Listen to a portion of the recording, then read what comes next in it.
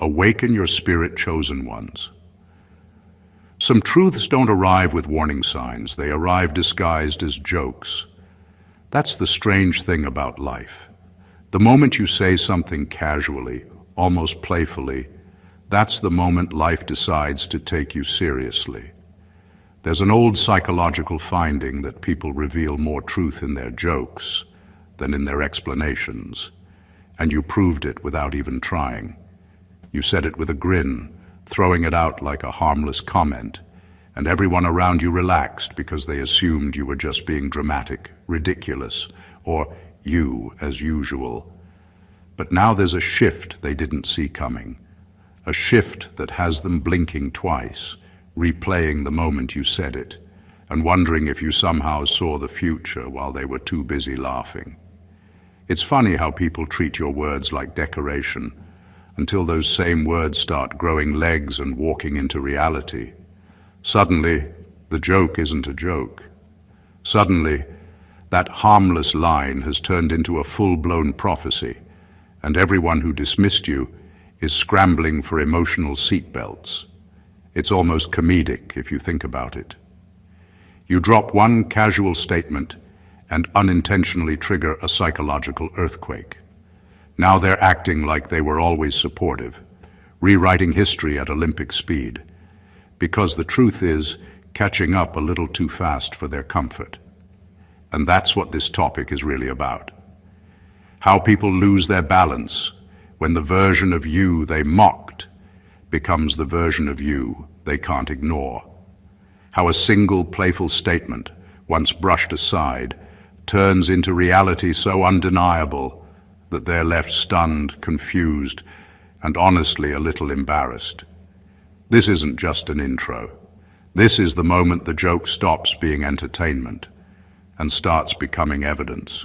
Number one, they laughed because they thought your limits were permanent. People often respond with laughter when they think they've already figured you out.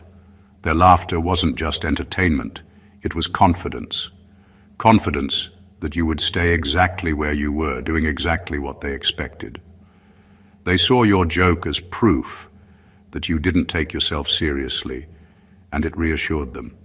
It confirmed their quiet belief that your potential had a ceiling, and that ceiling was comfortably low. What they didn't realize was that you were in a stage they couldn't understand, a stage where growth was happening quietly, slowly, and without any flashy announcements. The joke landed because they felt safe. They believed your limits were fixed, like a label glued onto you that you would never peel off. They thought the version of you standing in front of them was your final form, and that any talk of bigger things was just you being playful or unrealistic. People are quick to laugh when the idea of you changing threatens the role they've assigned you in their minds. And once they assume your position is permanent, they treat any bold words from you like comedy, not possibility. But progress has a way of catching people off guard, especially when it doesn't fit their script. The moment your joke started inching toward reality, the laughter got uncomfortable. They weren't laughing at the joke anymore. They were laughing at the gap between who they thought you were and what you were becoming. And when that gap widened, their laughter turned into silence, then confusion, and eventually disbelief. Your growth forced them to reconsider their certainty. It made them face the fact that their view of you was never accurate. It was convenient. They underestimated you because it kept the world simple for them. But once your life began moving beyond those limits, they realized the joke wasn't a joke at all. It was a warning that you were never meant to stay where they placed you. And now that the truth is out in the open, the only thing collapsing faster than their laughter is their confidence in their own assumptions. Number two, your joke exposed their comfort in the old version of you. When you said it as a joke, they didn't just hear the words. They felt relief. They felt comfort in the familiar shape of you, the version they had already learned how to handle, already learned how to predict, already learned how to keep in a safe little box.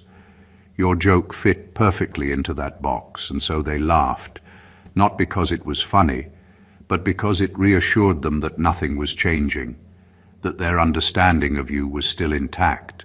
People get attached to the old versions of others the same way they get attached to old routines. It's easy, it's predictable, it requires no adjustment, and it keeps their own sense of control intact. What they didn't realize is that comfort is a fragile thing, and growth shatters it quickly. When your joke started turning into truth, when you started moving even a little beyond what they were comfortable with, something in them faltered. Not because they suddenly saw greatness in you, but because they lost their grip on the narrative they'd built around you. They could no longer rely on the old script. This is who you are. This is how far you can go. This is how I relate to you. And losing that script feels like losing ground beneath their feet. Their panic isn't about you stepping into something bigger. It's about their inability to adjust to it. They enjoyed the version of you that stayed small enough to fit their expectations and quiet enough not to disturb their own sense of progress. When your joke became real, it forced them to confront something they never wanted to admit. They were comfortable with you as long as you weren't outgrowing them, outshining them, or outdoing the limits they placed on you without even telling you. So now they're spiraling, not because you changed, but because they can't keep up with the new reality. They can't laugh anymore because laughter was their shield, their way of keeping change at a distance.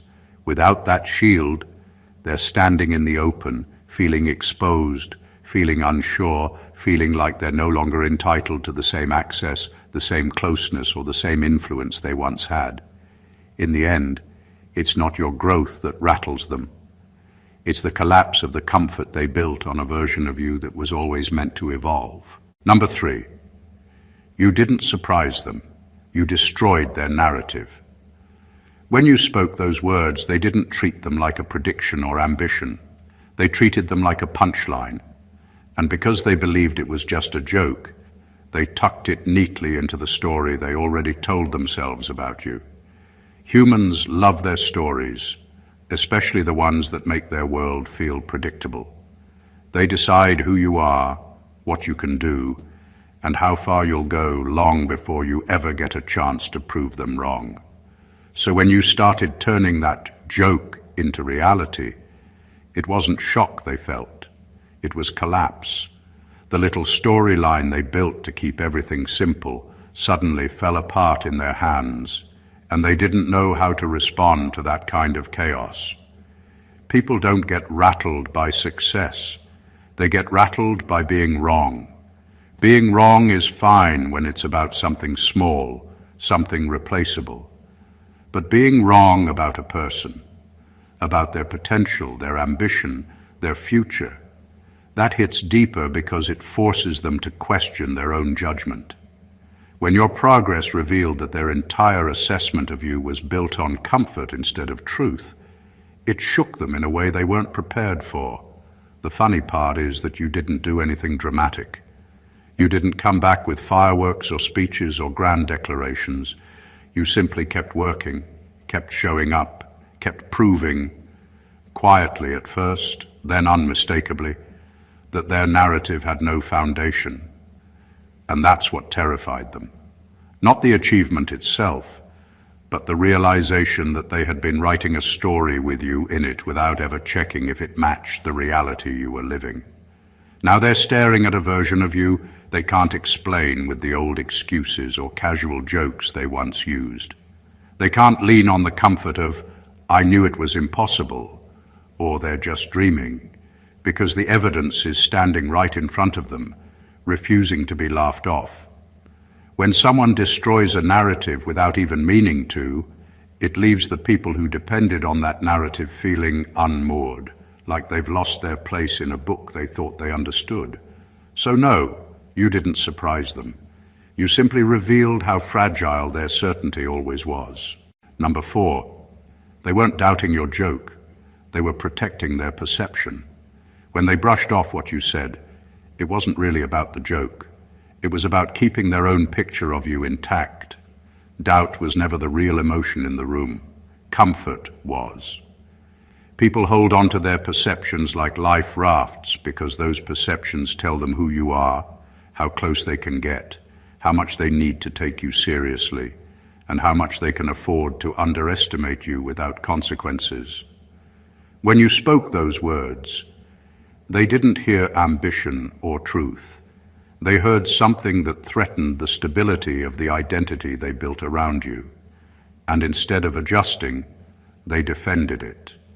It's easier to dismiss someone than to rewrite what you thought you knew. It takes effort to admit you might have misjudged someone, and most people avoid that effort like the plague. So they laughed, rolled their eyes, or nodded like it was cute or unrealistic. Not because they truly believed it was impossible, but because believing otherwise would force them to confront their own shallow understanding. Protecting their perception felt safer than opening their mind. But life has a way of exposing these hidden defenses. When your joke started turning into something real, their internal alarm went off. Not because they suddenly saw danger in your progress, but because they saw danger in losing control over their own story about you. Their confusion, their sudden silence, their uneasy admiration, all of it comes from that same place. They don't know how to act around a truth they never prepared themselves to accept. This is what people fail to understand. Most judgments aren't about us. They're about the people judging. When someone underestimates you, it's usually because overestimating you would require them to grow, reflect, or admit they were wrong. When they double down on their disbelief, they're not protecting logic. They're protecting ego. Now that reality has stepped forward and started waving its hands, they can't hide behind dismissive laughter anymore. The perception they defended has been outgrown, outpaced, and exposed. And watching their own narrative crumble feels like losing a part of their identity because it was built on incomplete information they pretended was absolute. So remember this: when someone doubts your words, look deeper. They're not judging what you said. They're fighting to keep their version of you alive. Number 5, their shock is guilt pretending to be confusion. When they stare at you like they can't decide whether to be proud or embarrassed or silent, understand this: it isn't confusion. It's guilt dressed up in a face that hopes you won't call it out. When you first said it as a joke, they didn't take it seriously, and somewhere in the back of their mind they knew they weren't being fair. But fairness is easy to ignore when you believe it has no consequences. You get to dismiss someone when you're certain they won't prove you wrong. Now that you're proving them wrong, that small forgotten guilt wakes up and starts rattling around inside them. They feel it, but they can't name it. So it comes out as stunned silence, awkward praise, sudden distance, or overeager support that feels like it's coming 5 steps too late. They're not bewildered by your progress. They're remembering every moment they didn't believe in you, every time they treated your ambition like a punchline, every soft laugh that came from underestimating you. Guilt does strange things to people. It makes them replay conversations like they're watching old home videos they wish they could edit. It makes them wish they could go back and take their words seriously. It makes them want to rewrite their own history, even though time refuses to grant rewrites. And when they can't fix it, they panic a little, because they're forced to admit something they've spent years avoiding. They misread you, and their misreading might have mattered more than they wanted to admit. You didn't break them with success. You broke them with accuracy. You became exactly what they treated as impossible, and that forces them into a mirror they never intended to look into. They're not upset because you're rising. They're uneasy because their past behavior doesn't line up with the person they like to imagine themselves to be. So when you see that look, that half smile, that wow, I didn't expect this tone, know what you're really hearing. You're hearing a conscience trying to speak without sounding guilty, You're hearing someone wish they had seen you clearly when it would have cost them nothing to do so. In the end, their confusion isn't about you.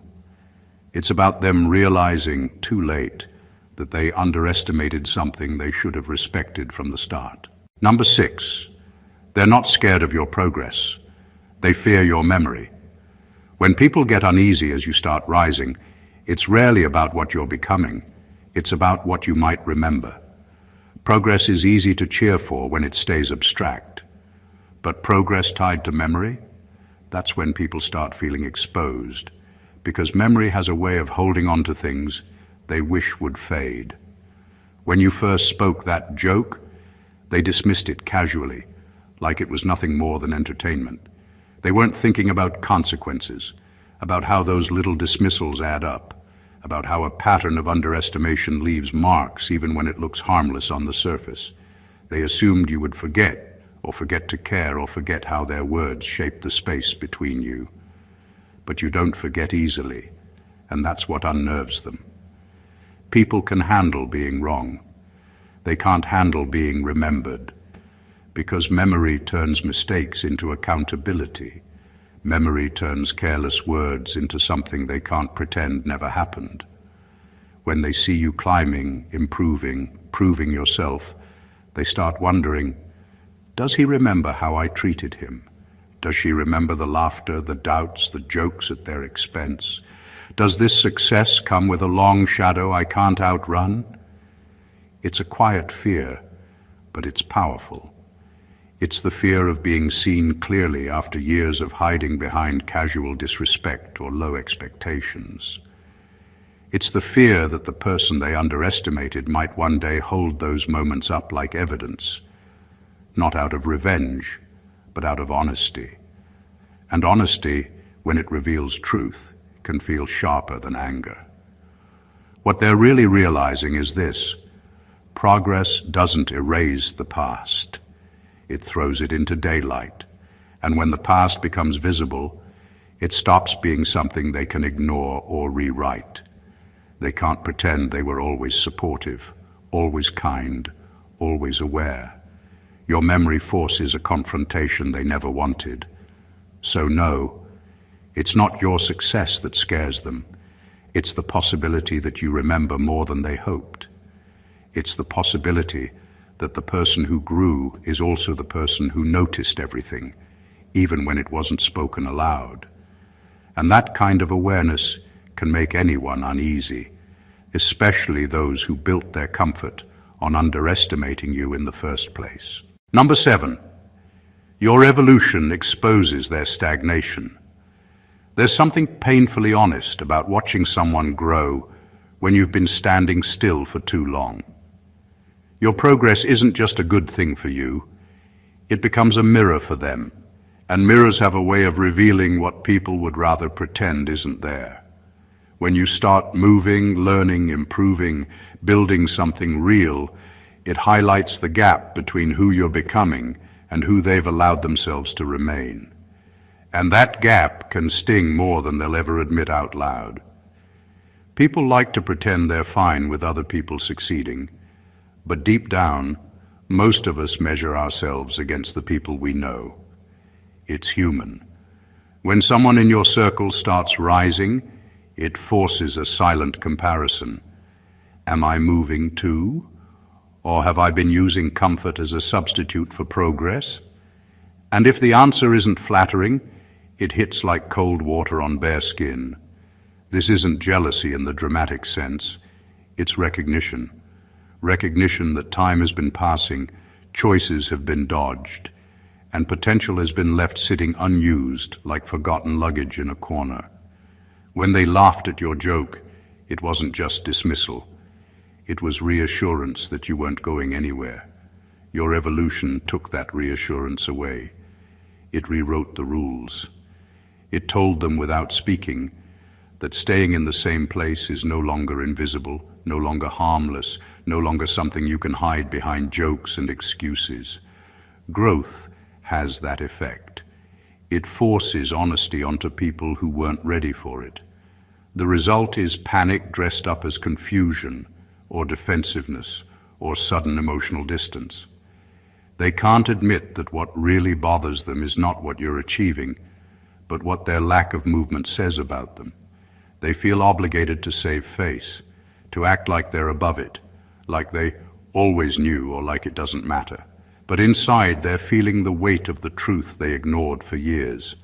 Evolution is possible, and watching it in someone else makes stagnation harder to defend. Your growth isn't attacking them, but it is exposing something they've been terrified to look at. That staying the same is a choice, not a destiny, and it's a choice they haven't been proud of.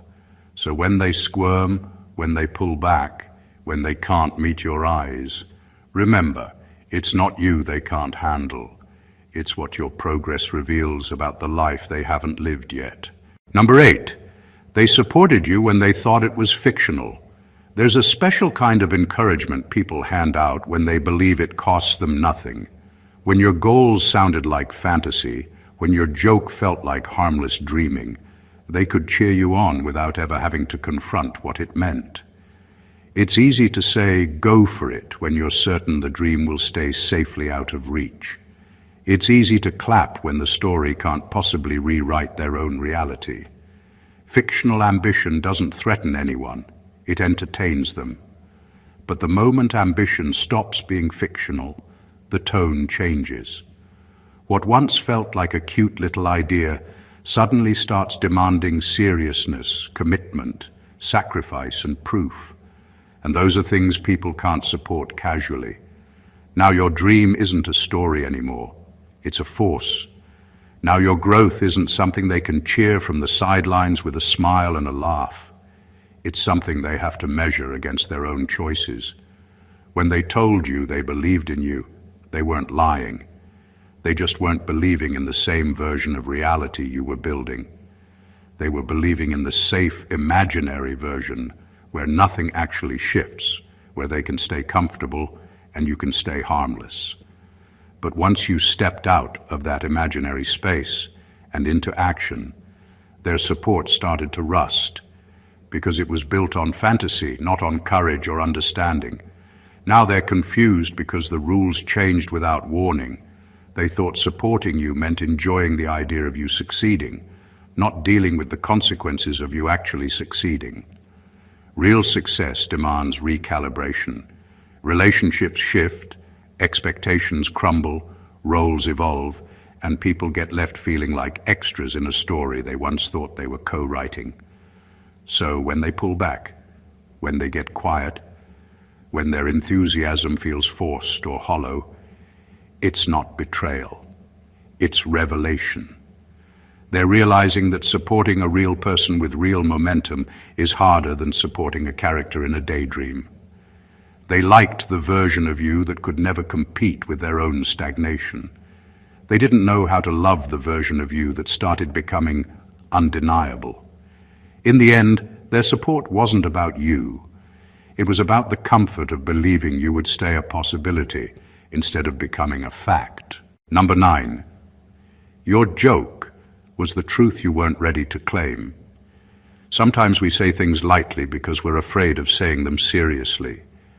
A joke can be a mask for a desire we haven't built the courage to admit, a dream we're not ready to own, or a direction we feel deep inside but can't yet stand behind without shaking. When you said it, you weren't playing. You were revealing something raw, something real, something that hadn't been given permission to step into the open, and everyone treated it like harmless theatrics because they couldn't imagine that truth would ever come knocking. But truth has a stubborn way of refusing to stay hidden forever. What starts as a throwaway line begins to echo in your mind, shape your action, pull you toward the future you pretended you were joking about. While everyone laughed, you felt something spark. Not loud, not dramatic, but unmistakable. And once you started acting on it, even in small ways, the joke began losing its punch because it was turning into purpose. People miss this all the time. Ambition often speaks through humor before it speaks through discipline. Humor lets us test the weight of our own dreams without feeling exposed. It lets us say, "What if?" without committing to the answer. But when you finally answered that question with action, it caught everyone off guard because they thought they were witnessing entertainment, not revelation. Now they look at you like you pulled a rabbit out of a hat, when in reality you simply became the person you hinted at long before they ever paid attention. They don't know how to process it because they never saw the sincerity beneath the laughter. They never noticed that the joke wasn't a shield, it was a signpost. And here's the real twist. The moment it became real, it became undeniable, not just to them but to you.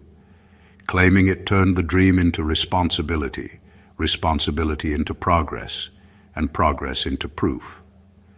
What they thought was fantasy turned out to be your compass all along. So when they stare in disbelief, remember this: they didn't just miss the punchline, they missed the truth hidden underneath it, the one you finally stepped up to own. Number 10, they fear your potential more than your achievement. Achievement is something people can celebrate because it's already done. It's clean, finished, wrapped up nicely like a gift you can clap for and then go back to your own life. But potential is dangerous. Potential is unfinished business. Potential is possibility, and possibility forces people to imagine what you could become long before they can decide how they feel about it. When you first said it as a joke, they weren't afraid because they didn't take it seriously. Potential felt like smoke, pretty, harmless, insubstantial. But the moment you started proving that it wasn't smoke at all, that it was fire building slowly beneath the surface, they felt something shift. Potential moves in directions people can't map ahead of time, and it disrupts the neat hierarchy they built in their minds. Who's ahead? Who's behind? Who's safe to underestimate? Who's predictable? Achievement can't threaten them because it has boundaries. Potential has none. Potential asks questions like, how far can they go? What happens when they surpass me? What happens when I can't define them anymore?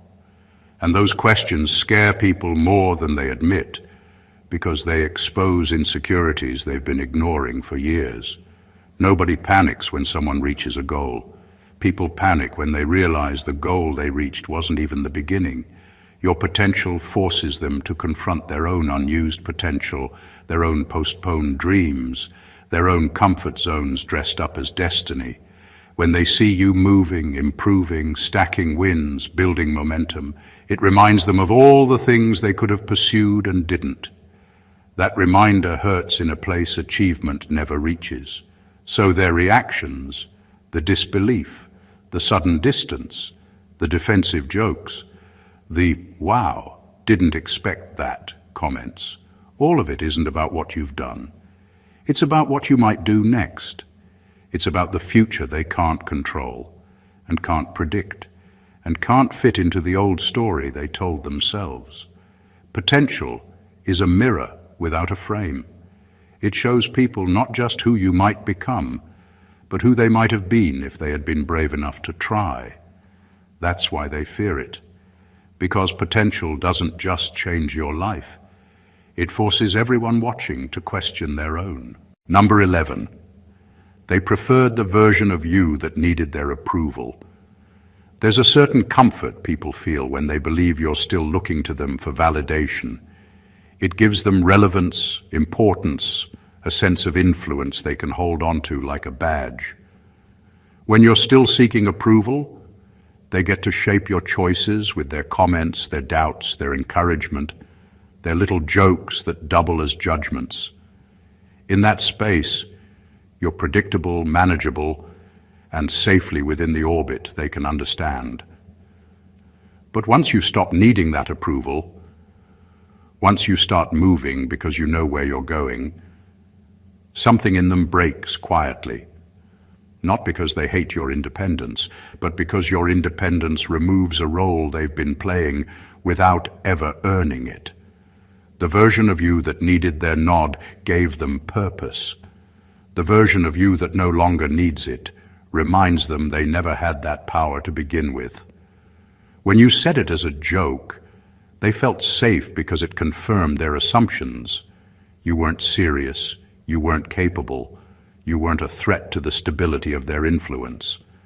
But when you started proving that you meant it, that you could walk without their permission, their comfort turned into insecurity. They can't admit it, so it shows up as weird behavior, forced support, sudden coldness, or that subtle resentment people think no one notices. People don't mind you growing.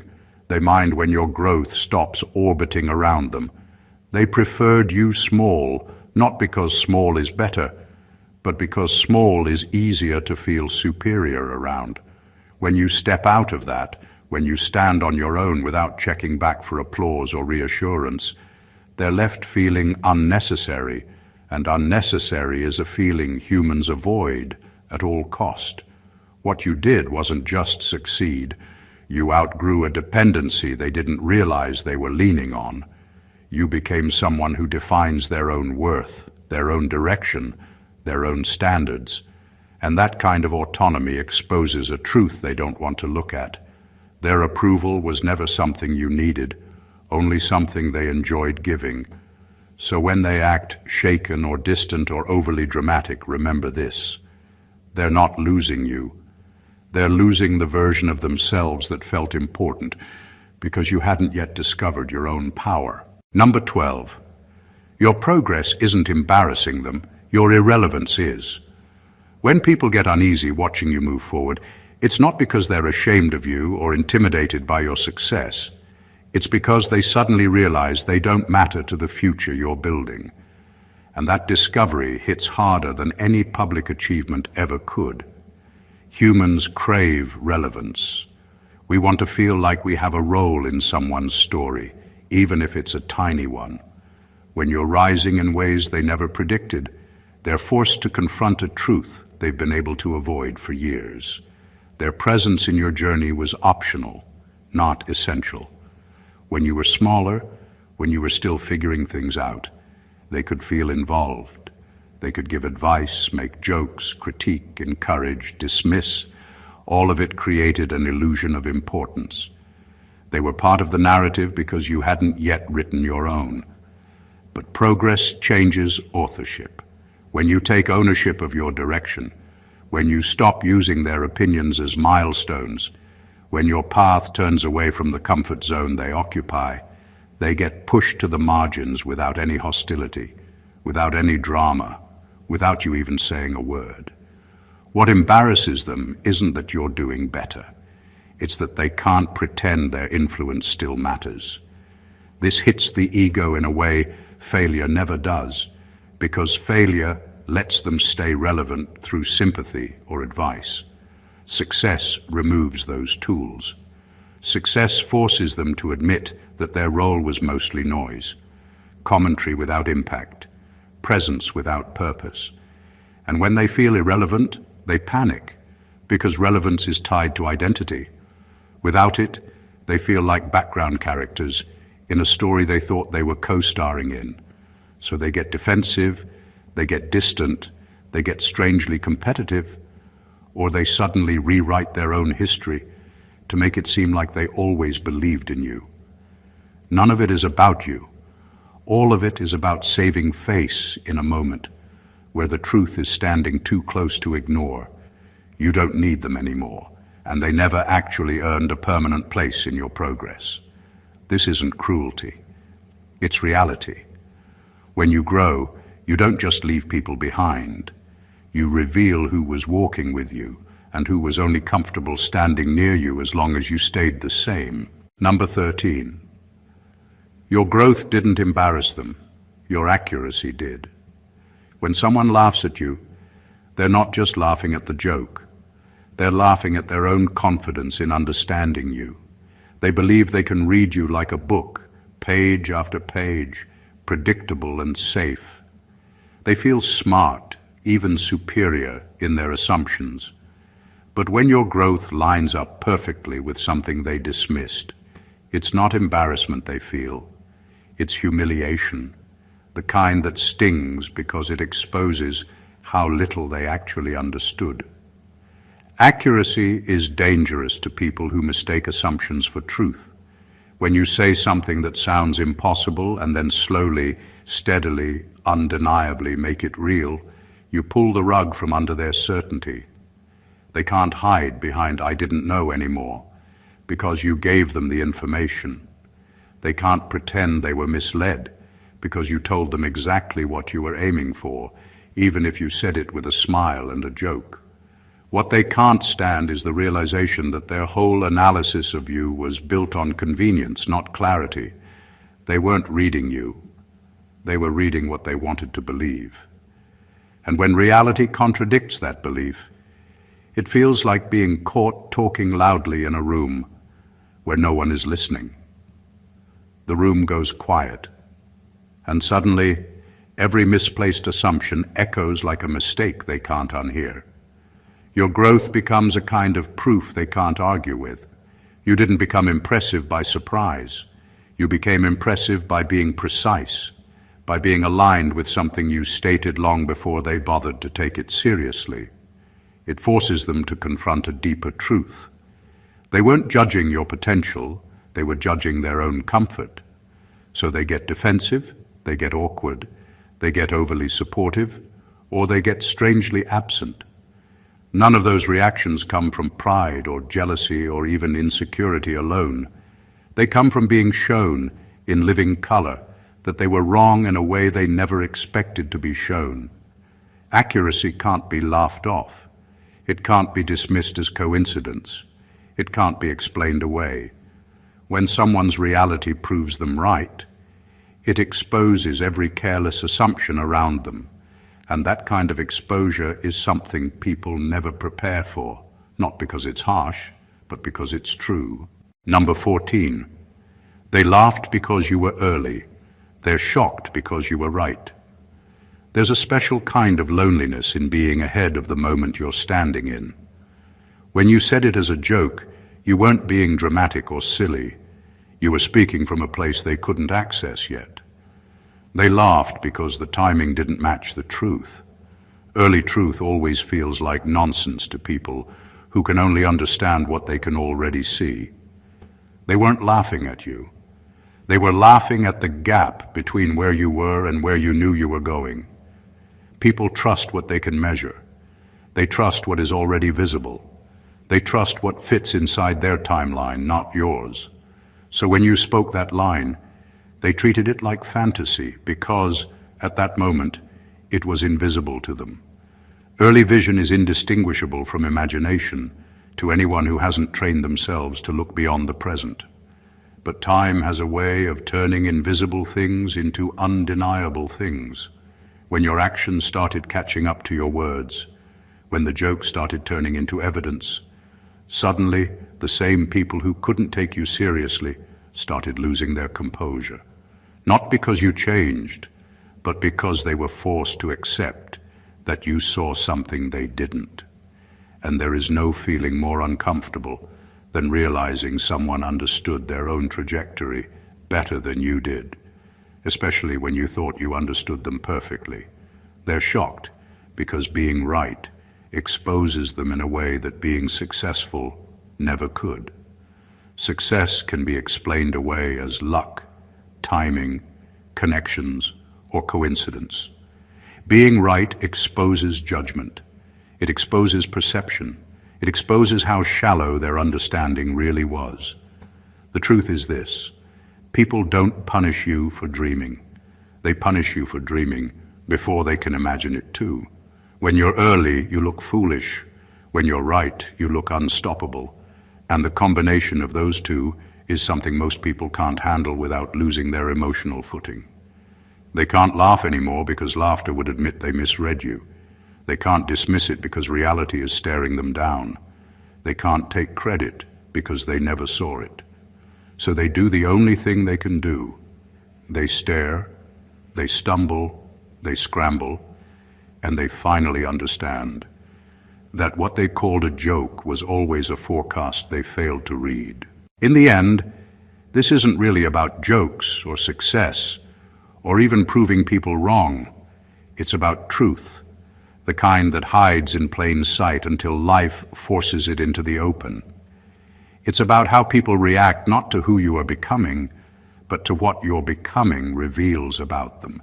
Your growth shakes their comfort, exposes their assumptions, rewrites their narratives, reminds them of dreams they buried, and shows them a clarity they never bothered to look for.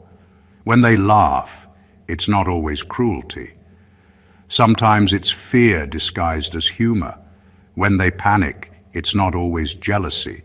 Sometimes it's the sudden collapse of a story they built to make themselves feel safe. When they stare in shock, it's not disbelief. It's recognition. Recognition that you saw yourself before they ever bothered to, and you trusted it enough to follow through. So don't take their reactions personally. Take them as proof that you are moving, changing, growing, stepping into a version of yourself they can't yet explain. And that alone is enough to unsettle anyone who has spent too long standing still. Keep speaking your truth, even when it comes out sounding like a joke. Keep working when no one believes it. Keep becoming someone they can't fit into their old boxes, because the real victory isn't that you prove them wrong. It's that you prove yourself right. If this video gave you even one moment of clarity, one spark of motivation, or one reminder of who you really are, then it did its job. Don't forget to subscribe for more deep, honest, mind-shifting content. If you enjoyed it, like it. It helps more than you know. Drop a comment with which point hit you hardest or what truth you've been hiding in jokes, and share it with someone who needs to hear it today. Thank you for being here, and remember, the truth always shows up, sooner or later. Stay awakened, chosen ones.